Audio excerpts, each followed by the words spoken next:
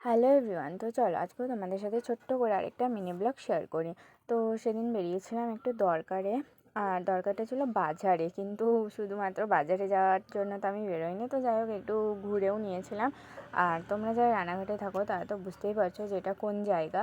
আর এই জায়গাটা আশেপাশের মধ্যে আমার এই জায়গাটাকে বেস্ট বলে মনে হয়, তো সেহেতু আমি এখানেই গেছিলাম। আর গেছিলাম তো আমার অনেক কিছু কেনাকাটা ছিল, দরকারও ছিল, তাই তারপরে চলে গেছিলাম বাজারে। এখান থেকে কেনাকাটাগুলো স্টার্ট করেছিলাম।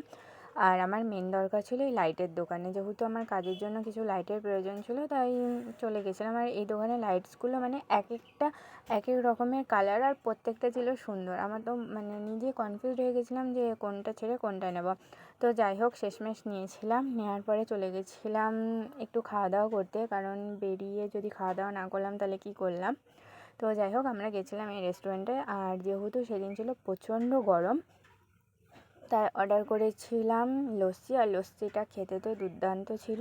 আর এই গরমের মধ্যে অবভিয়াসলি লস্যি তো খুব ভালোই লাগে। আর সাথে ছিল এই দই বড়া। আর দই বড়ার সাইজগুলো ছিল অনেকটা বড় বড়, যে একটা খেয়ে পেট ভরে যায়। আর লস্যিটা খাওয়ার পর যেহেতু খেয়েছিলাম, তো আর তো খেতেই পারছিলাম না, লাস্টে প্যাক করে বাড়িতে নিয়ে চলে আসতে হয়েছিল। তো যাই হোক, আজকের মতো এইটুকু, টাটা।